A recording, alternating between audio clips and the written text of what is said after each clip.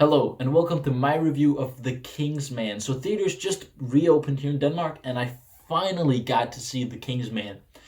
To let you know where I am with this franchise, I haven't actually seen any of the Kingsman movies before, but I know, like, roughly what it is and what to expect. And given what I was expecting, this movie didn't deliver. And I've heard it from people who've seen the previous movies as well. This movie doesn't deliver what I was expecting from a Kingsman movie. I was expecting a really high intensity and high levels of creativity within the choreography for the action, and the third act delivered. This movie to me is a clear example of a tale of two halves because I hated the first half of this movie.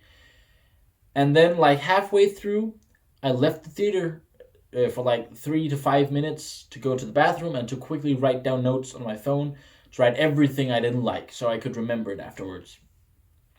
And then I came back, and then they went into World War One, and I really enjoyed that. I think the intensity during the World War sequence is really good and has a really shocking moment. I didn't expect to be shocked at all from given the first half of the movie, but it was really shocking how that sequence ended.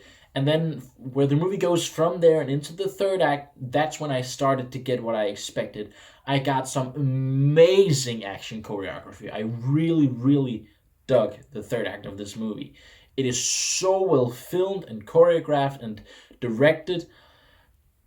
I didn't, however, like the directing throughout the movie. I think there are a few too many times where scenes end with some sort of one liner or a let's go get this son of a bitch sort of line where Matthew Vaughn chose to like zoom in on an item or a character where in a way that I just thought was kind of corny and cringe and awkward, and it just didn't work for me. The reason why I didn't like the first half is the fact that, as I said, I expected high intensity, well choreographed action. And the first half of this movie is a very political drama in a way regarding World War One. I really enjoyed how they intertwined these fictional characters with real life events. I thought that was amazing, especially because I'm really interested in World War One. So that aspect of the movie I really enjoyed. But I think the political stuff was honestly just really boring. And that was the last thing I expected to say about this movie. I thought it was genuinely boring at times. Uh, I think that that's an issue all the way throughout the movie, even in the parts I enjoy, is the fact that as much as I love this cast, the acting isn't very good. It's at least not as good as I expect from a movie. Like, if I'm going to give a movie 10 out of 10, this isn't close. But if I was going to give a movie 10 out of 10, I need that high, high, high tier acting. And this movie doesn't have that. And at times it's well, not good. It's not just not world class, it's not good at all. Um, but what was an even bigger issue than the acting was the dialogue. I thought the dialogue was really corny and not really very well written. Um, it just didn't feel right at any point, really. Also, I enjoyed the twist. I didn't see it coming, it wasn't predictable, but it didn't blow me away. And with a twist like this, that's clearly the objective is to blow the audience away. And I wasn't because I wasn't invested in these characters. I wasn't really invested in this story, and therefore I didn't really care.